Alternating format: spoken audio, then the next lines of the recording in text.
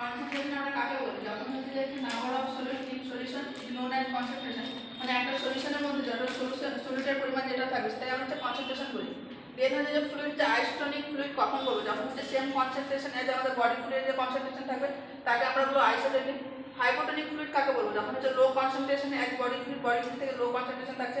আর hypertonic fluid তখনই বলবো যখন হচ্ছে যে কি হচ্ছে যে মোর কনসেন্ট্রেশন থাকবে এজ বডি ফ্লুইড, যে আমাদের বডি ফ্লুইডে যা কনসেন্ট্রেশন থাকবে তার থেকে বেশি থাকছে, তাকে আমরা বলছি হাইপারটোনিক ফ্লুইড। এবার হচ্ছে ডিফিউশন। ডিফিউশনটা কি? ডিফিউশনটা হচ্ছে কি করছে, এখানে হচ্ছে যখন একটা আমরা দ্রবণ তৈরি করছি, মানে হচ্ছে এখানে কি থাকছে সলিড প্লাস সলভেন্ট প্লাস হচ্ছে কি সলিউশন হয়েছে, তাহলে এখানে কি হচ্ছে মুভমেন্ট অফ সলিড ফ্রম হচ্ছে high concentration to low concentration solution through কি সেমি পারভিয়াল মেমব্রেন। এখানে যেমন বোঝানোর চেষ্টা করেছি, একটা সেমি পারভিয়াল মেমব্রেন নিয়েছি এবং একটা সাইডে কি নিয়েছি যে সলিড আছে প্লাস সলভেন্ট আছে, দু সাইডে আছে। একটাতে কি হচ্ছে যে সলিডের পরিমাণটা কম আছে, একটাতে হচ্ছে যে কি বেশি আছে।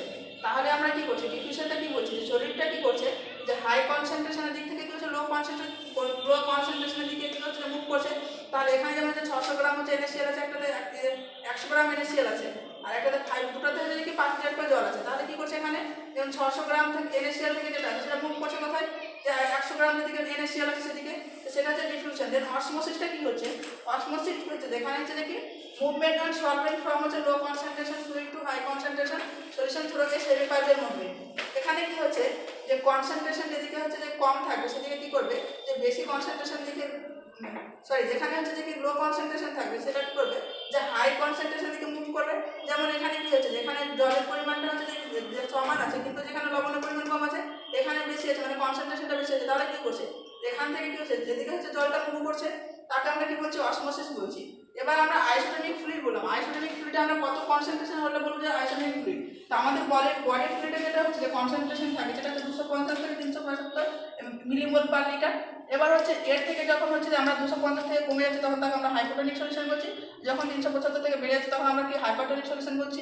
এবার হচ্ছে যে আইসোটোনিক ফ্লুইডগুলো কি কি, যে আমাদের বডির মানে ফ্লুইডের কনসেন্ট্রেশনের সমান হচ্ছে কোন কোন ফ্লুইডগুলো আছে, যেমন হচ্ছে NH 0.9%, RL তারপর D5W D5W প্লাস হচ্ছে 1/4 NH, এগুলো হচ্ছে আইসোটোনিক ফ্লুইড। এর মধ্যে হচ্ছে যে প্রোলামিড হচ্ছে নর্মাল স্লাইন। নর্মাল স্লাইনটা কি, এটা হচ্ছে একটা ফিজিওলজিক্যাল স্লাইন।